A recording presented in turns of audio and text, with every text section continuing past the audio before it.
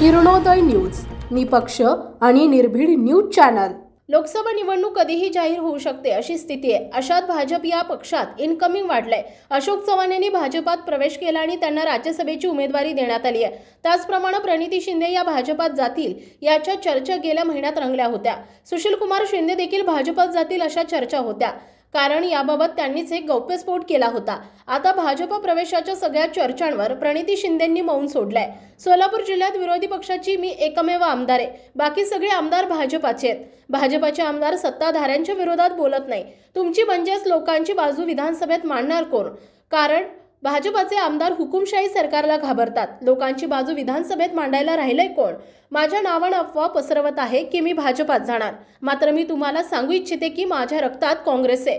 माझ्या रक्तात काँग्रेस आहे, कारण मी सर्वधर्म समभाव या संकल्पनेवर विश्वास ठेवते। मी सामान्य माणसांवर, ग्रामस्थांवर विश्वास ठेवते। मी लोकशाहीवर विश्वास ठेवते। त्यामुळे मी काँग्रेसमध्ये आहे। मी ईडीला घाबरत नाही, कारण माझ्याकडे कारखाना नाही, माझ्याकडे संस्था नाहीत। मी दिलखुलासपणे भाजपाच्या विरोधात बोलणार। मी ईडीला भीत नाही, माझ्याकडे कारखाना नाही, संस्था नाही। नशीब शिंदे साहेब त्यात पडले नाहीत, त्यामुळे मला ईडीची कसली भीती? मी दिलखुलासपणे भाजप विरुद्ध बोलणार असल्याचा निर्धार प्रणिती शिंदे यांनी केलाय। तसंच भाजपसह जाणार नाही असंही त्यांनी स्पष्ट केलंय।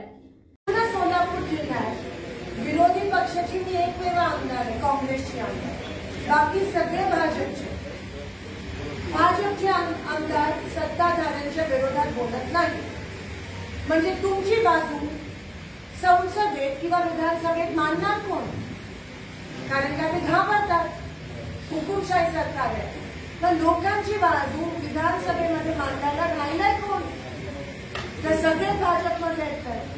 आणि माझ्या नावाने पण अफवा पसरवतात की मी पण जाणार, पण माझ्या रक्तात काँग्रेस आहे। आणि माझ्या रक्तात काँग्रेस काय आहे? माझे वडील काँग्रेसमध्ये आहेत म्हणून नाही, कारण का मी सर्वधर्म समभावामध्ये विश्वास करते।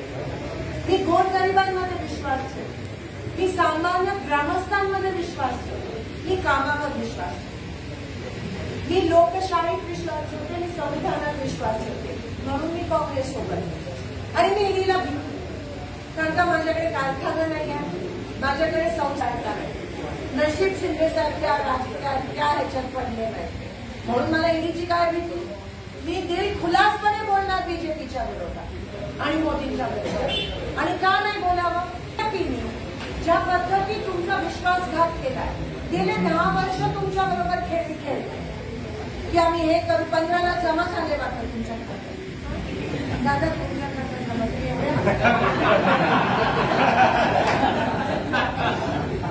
त्या 15ला जमा झाले, 9 वर्षाला 2 कोटी रोजगार मिळाले। सांगा कोणाला मिळाली का नव्हती? दादा तुला मिळाली ना? महागाई कमी झाली, उलट सिलेंडरचे भाव वाढत गेले। आता मात्र 2 दिवसात कमी होतील निवडणूक आयोग।